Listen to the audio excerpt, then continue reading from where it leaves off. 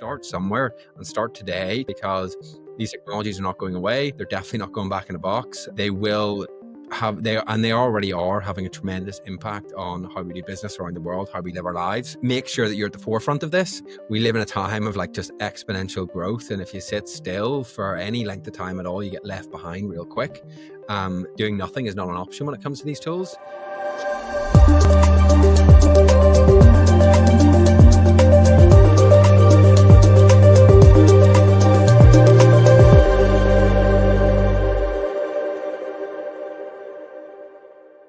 Welcome to Beyond Boundaries, the podcast brought to you by Kainos, designed to help business leaders navigate the fast-moving world of AI. I'm Gareth Workman, Chief AI Officer at Kainos, and today we're tackling one of the biggest challenges facing business leaders right now, and that's how to embrace AI's potential while ensuring trust, accountability, and compliance in an increasingly complex landscape. AI is advancing rapidly. That's creating exciting opportunities for innovation and transformation, but with progress comes new challenges, especially around responsibility, transparency, and navigating evolving global regulations. So as AI systems become more capable, questions naturally emerge. Who's accountable for AI's decisions? How can organizations move beyond compliance to earn real trust? And with global regulations evolving, how can businesses stay ahead and keep innovating responsibly? So to help us navigate all of this, joined by Ryan, founder of Enzai, who are at the forefront of AI governance. Ryan, welcome to Beyond Boundaries. It's great to have you with us today. Oh, it's a pleasure to be here. Thank you very much for having me. Fantastic. So AI is advancing at unprecedented pace. So what excites you most about the trajectory, and how does Enzai contribute to shaping responsible AI adoption? Yeah, I think the pace of it, first of all, has caught so many people a little bit by surprise. Just how quickly this is, first of all, how good it is, and then how quickly it's getting even better. That is tremendously exciting. It does feel like sort of a modern industrial revolution in the sense that it's got so many opportunities to kind of really impact the way that we live our lives, which is great, and it's a really exciting thing to live through, I think.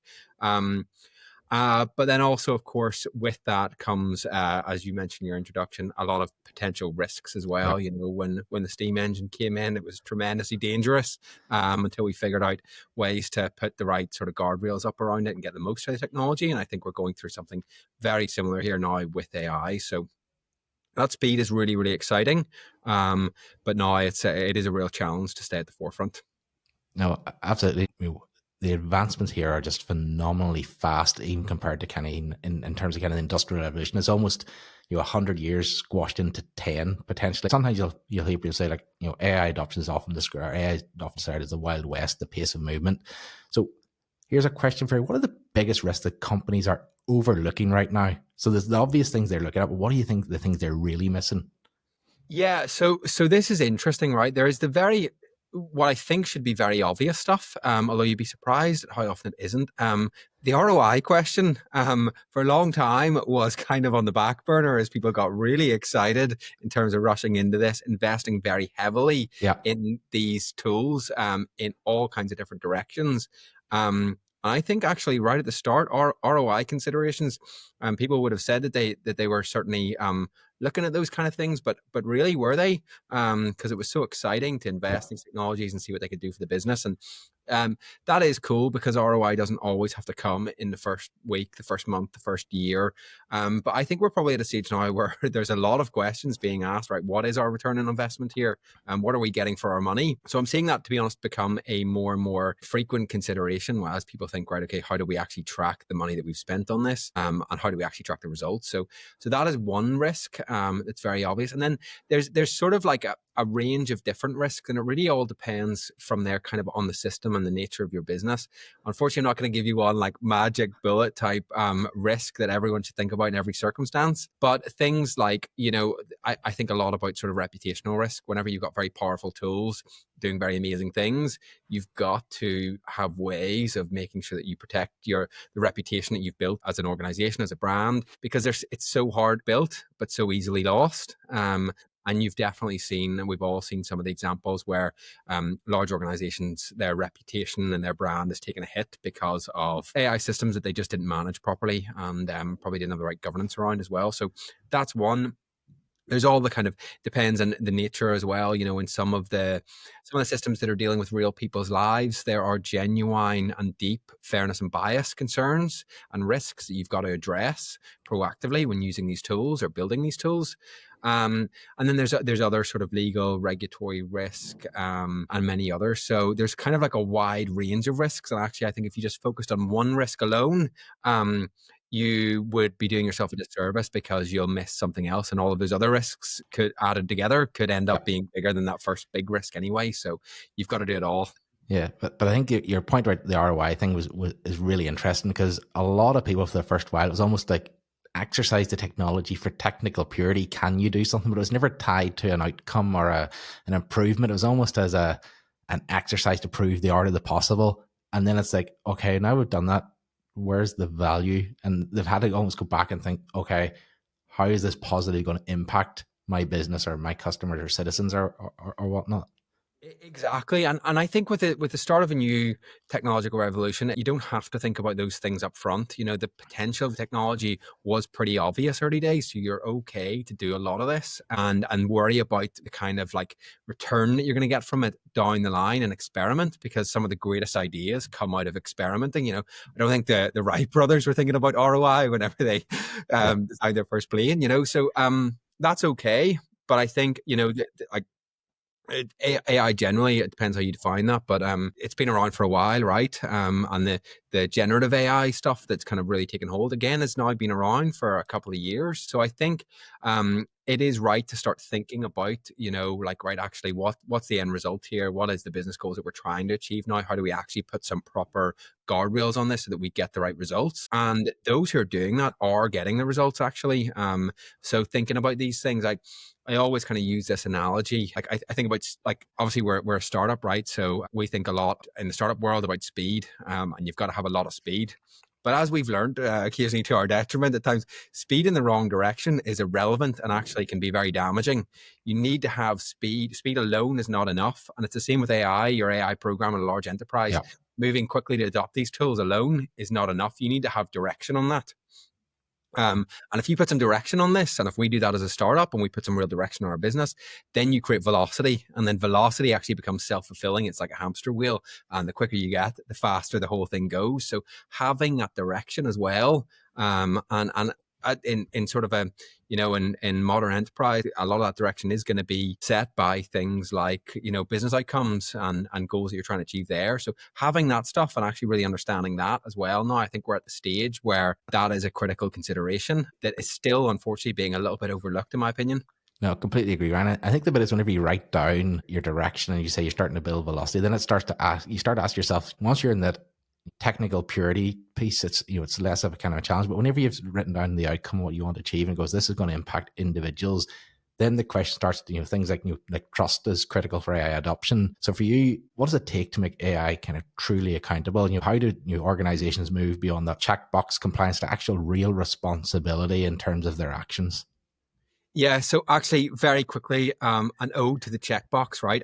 I can see why things are sometimes labeled as a tick box exercise, and in a pejorative sense, to say, Yep. hey, oh, it's just a tick box thing. Tick boxes are better than no boxes, quite frankly. And actually, really well designed tick boxes can be tremendously effective. Okay, they're a really effective tool that we've got. There's a book called the Checklist Manifesto that, if you haven't read, I'll lend you, Gareth. It is a fantastic book in aid of checklists and what they've done for the world and how they've actually revolutionized really dangerous industries. Great stories about how pilots use them, and then they were rolled out across hospitals. Checkboxes are not all bad, okay? In fact, they can be pretty good, but they alone are not enough, right? And you need trust, right? And trust in these systems, and that's trust from many different angles, okay? That's trust from people within your organization as you build and adopt these tools. That's trust from the wider ecosystem of government and regulator. That's trust from end users who may have very little understanding of how these tools work or what they're doing, but are living their lives. And how do you create trust in that kind of ecosystem? I don't have all the answers for that. I do think well designed checkboxes are at least a good place to start. Other things that you can do that, in my experience, can help with that is transparency. So trying to provide enough information to enable people to understand what these systems are doing, how they're doing it, what kind of data they're working with, and pitched at the right level of abstraction, right? There's no point in putting like a bunch, like 100-page technical documentation on how, even like the foundational model system cards. They're great, they're really interesting, but actually they're pretty inaccessible to most Yeah. people. So how do you pitch that at the right level of abstraction so that most people can understand it? Getting that right, I think, can really help. But there's, again, like most of the things in this space, I don't think there's any sort of like magic one bullet that you can do this and be completely assured that, hey, you're going to get trust. It's a combination of things, and it's built over time in terms of how you as an organization operate, use these tools. But it's a tremendous currency, actually. And it's becoming more and more important, I would say, by the day in this modern enterprise world where everything is so interconnected. The world is runs on trust. It really does. And trying to establish that and having a really structured strategy to be able to establish that is going to be tremendously effective in the AI world. Yeah, so obviously, fabulous book. I have also been enlightened by the checklist and the bit about the planes. Like, it's been a while since I read it, but like kind of when you're in danger, fly the plane. It's kind of that. It's kind of that sort of simple kind of piece of what are the obvious things you need to be doing, as it were. Yeah, I'm certainly not a checklist hater. I'm actually a huge fan of it. I think they're not perfect for every situation. Don't get me wrong. And badly designed checkboxes are useless. I agree. But if you can have some decently designed ones, they can get you very far. They Yep. really can. Um, One of the things that's well recognized now is that AI regulation is evolving, but it lags behind the innovation. The pace of advancement is just phenomenal. So, in terms of today, what do you think leaders and innovators should be doing to try to strike that balance so that they're maybe not one way too far in terms of kind of waiting on regulation or else pushing the boundary too far, and that actually they're potentially in breach? How do you find a way to strike that balance? Yeah, I've looked into history on all this. I've gone down rabbit holes actually trying to figure this out because naturally regulations are normally quite reactive rather than proactive. There are definitely proactive attempts to kind of regulate things in the future and assumptions that regulators will sometimes make of scenarios that may arise, and they try and cater for them. But on the whole, and particularly when it comes to new areas, they are reactive, as in the technology is introduced, something very crazy happens. Regulators around the world decide they don't like the outcome there and want to try and prevent that outcome in the future. And here's the way that they think that they're going to do that. Um, it normally takes a lot longer for regulations to follow big technical innovations. So I think actually in the grand scheme of time, like this is probably the quickest that we've ever seen regulators come out with really comprehensive rules, laws around how you use, deploy, build AI. And I'm thinking specifically there of the EU AI Act, because I mean, the first proposal, the white paper on that was like, what was that, 2018, 2019 that came out? Really wasn't very long after GDPR. And as they were drafting this, the whole sort of generative AI wave took off as well. So they had to update the draft to include provisions on general purpose AI. So it is probably one of the most proactive I've seen. But to many people's point, I mean, we live in a time of like exponential growth. So it still isn't quick enough in this day and age. I don't think I've got an answer for that, but I will say like there's two schools of thought in this really, and you can see a lot of this differences between sort of a traditional European mindset and maybe a Californian Silicon Valley type mindset. And the traditional European is like, we need to have rules, we need to protect consumers. The sort of traditional Silicon Valley, California is we need to move fast, and rules in general are just bad. We don't need them. I don't think either of those positions are fully correct, actually. And I think, like most things, the truth ends up being somewhere in the middle. Um, well-designed regulations are tremendously helpful, and they are overwhelmingly positive thing. Now, where this whole space gets a bad rep is there are lots of laws in force today that should be scrapped because they are unworkable, impractical, they cater for a situation that does not reflect the modern world. There's lots of like flawed laws out there, and I can see why people get annoyed at bureaucracy, annoyed at the overhead of trying to meet these requirements. But on the whole, I think it's a good thing. And I think when it came to AI, there's just no doubt that it needs laws and standards around it. It's one of the most powerful technologies we've ever developed. To make sure that we get the most out of that as like as humanity, we need to have the right things in place to set us up for success. And if you think of like whatever your favorite game is or sport or anything like chess is amazing because it has some pretty complicated rules that make it really good. Same with your favorite sports. So rules on the whole are not necessarily anything to fear or anything to be afraid of. But we have to make sure that we get the rules right. And we can certainly debate the merits of some Yep. parts of the UI Act and some of the other regulations around the world. But I think the general direction of travel and the principles there are pretty sound. Yeah, no, I think you're right. And I think because this regulatory landscape, it is becoming a bit more fragmented because of this pace, and everyone's trying to resolve some of these challenges that we get the right outcomes and protect humanity and we set ourselves in that correct direction. So in terms of kind of those different rules and maybe regulations emerging across the EU, the US and beyond, how should companies navigate that sort of complexity, particularly those with a global footprint? What's the bit of advice you'd give to them and how they navigate those upcoming regulations? Yeah, so with complex technology, naturally there's going to be a level of complexity to the rules that go around that. There just is.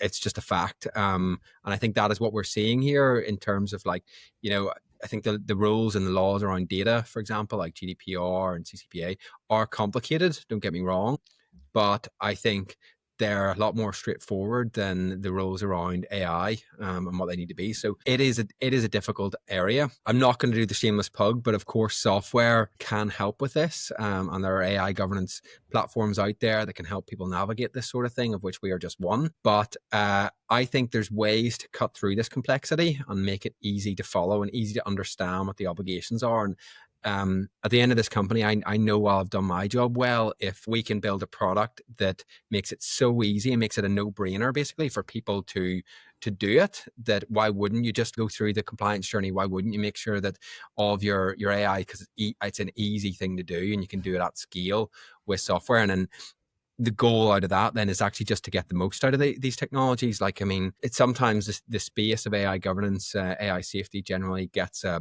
bad rap, which I don't think is entirely undeserved, to be honest, at times, because there's a lot of sort of doomsday element to this, and over caution in a way. But I'm an optimist, right? I want to see these technologies flourish at scale, at speed. I really want to see that happen. And I want to be a part of making sure it happens. But I know that direction that we talked about earlier is essential. And I think as part of that direction, go through that compliance journey and comply with the laws, the standards in the space, get the most out of the technology on the other side. Yeah, and as you say, with that, you'll ask yourselves kind of the challenging questions if you're doing the right thing, that to hopefully avoid those doomsday scenarios that you chatted about there. This is a difficult question, but it's as AI systems become more autonomous and start taking action, who ultimately owns their decisions? Is it the companies? Is it the developers? Is it another person? What do you think? Or what would legislation say? Yeah, so there's one of those I can discount real quick. So I definitely do not think the machines own their own responsibility at this stage. I think we can trace all of it back to humans. So I feel pretty confident in saying that. But now, when you start looking at the humans involved, attributing the liability across that value chain is probably one of the hardest risk management / regulatory questions in this space today. And I definitely do not think that we have all the answers today.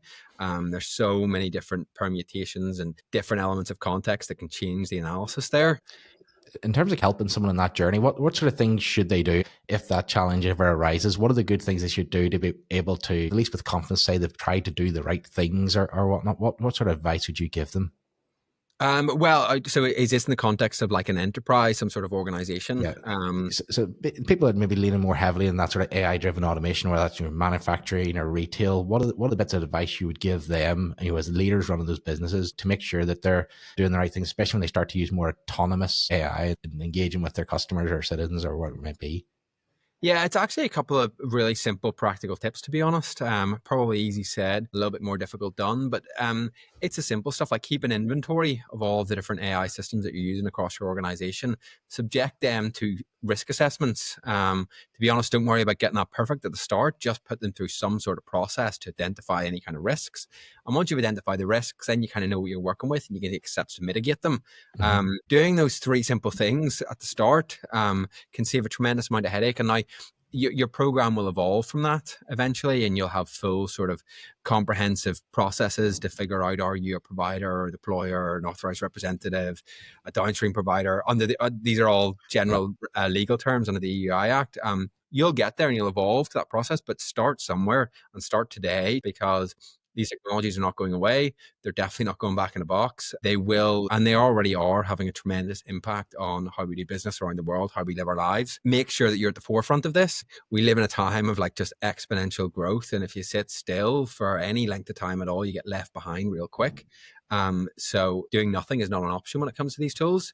But you don't have to do everything all at once when it comes to the full risk management process and the full governance process around this. Just get started. Yeah, I think that's the bit, as you say. Sometimes when you look at something that looks like you're facing like a cliff that just looks unclimbable, it's almost this kind of paralysis to do. And I think you say just start small, start building your inventory and move from there. It's the momentum will build, but don't just try and do everything in one fell swoop.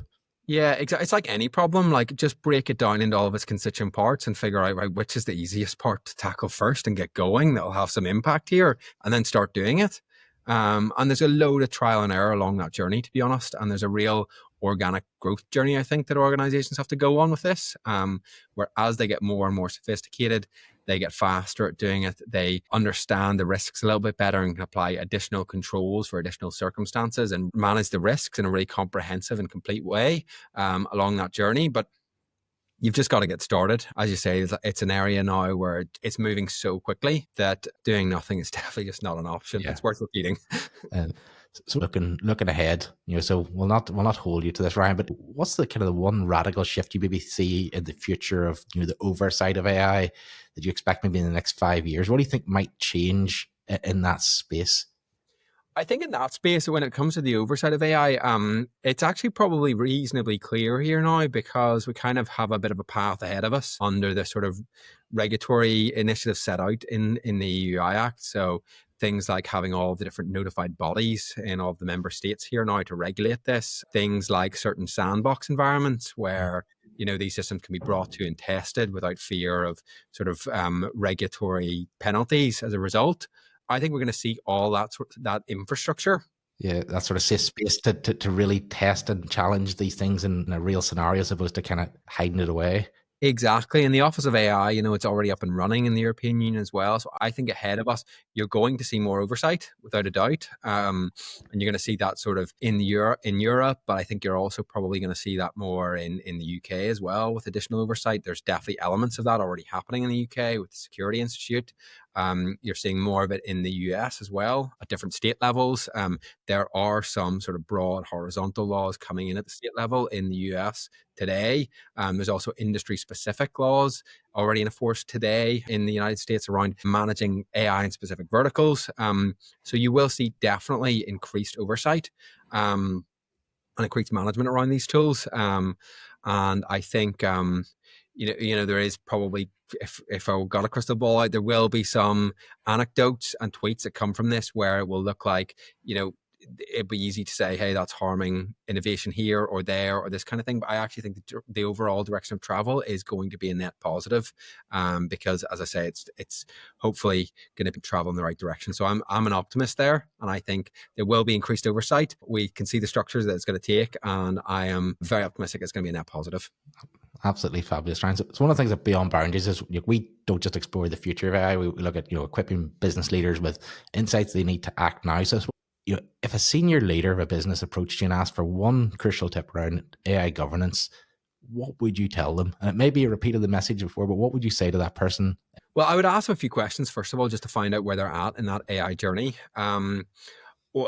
What I would figure out, if you're someone who's just getting started in your AI governance journey, right, or just your AI journey generally, and you're trying to do it, I would say put some framework in place to make sure that you get the most out of this, right? Make sure that you're managing those risks. Do those three easy things that I said: that inventory, that assessment, mitigate the risks. If you're a little bit further along that journey, and you've already kind of got AI in place, what I would probably say to you in that circumstance is start take stock a little bit. Have you got that policy in place around your AI? Okay, have you got a framework to manage all of this stuff? Do you know where AI is being used in your business? If not, take steps to address this. And if anyone along that scale ever falls into the zone of what I call analysis paralysis, I would I would actually pull them aside and sit them down in a side room for a real talking to, because I would say, hey, this space is moving tremendously quickly and it's not going to wait while you do your analysis. You have to get started, do something, anything, quite frankly. Take some of those basic steps. By the time you finished your deliberations in terms of who should be responsible for this or what or that, or I can't do this because it's moving too fast, you'll be left behind. You really will. Inaction is really just not an option. So there's kind of 3 different scenarios in the advice I'd give. That's absolutely magic, Ryan. So like we've covered a lot today. We've covered rapid evolution, risks that leaders can't ignore, shift in regulatory landscape. So if there's one takeaway you want business leaders to remember and they just listen to this one bit, what's the one thing? Get started. And accept that it's an organic journey. It's a growth journey that you're going to go on here. So you'll get started today. I would start with an inventory, start with some risk assessments, be ready for that to grow over time and for you to grow your program, adopt new things as you go and expand it over time. But if I could leave a final message, it would probably just be like, it is exciting. Okay, make the most of this. It is a really unique opportunity that we're living through here in terms of the potential of this. It's only going to get more and more exciting by the day. So make sure and keep that optimism, but just put the right guardrails in place to make sure that you're getting the most of it. Fabulous, Ryan. So inspirational call to action. So that brings us to the end of the episode of Beyond Boundaries. Thank you for sharing your insights. To be clear that leading AI today means balancing innovation with responsibility. So you've given our listeners a lot to reflect on. Thank you, Ryan. It was a pleasure. Thank you very much for having me. At Kainos, we believe that leading in AI isn't just about embracing new technology. It's about making smart, responsible choices today that shape a human-centric, future-ready business for tomorrow. If you enjoyed this conversation, subscribe wherever you get your podcast and head to kainos.com/beyond boundaries for more insights.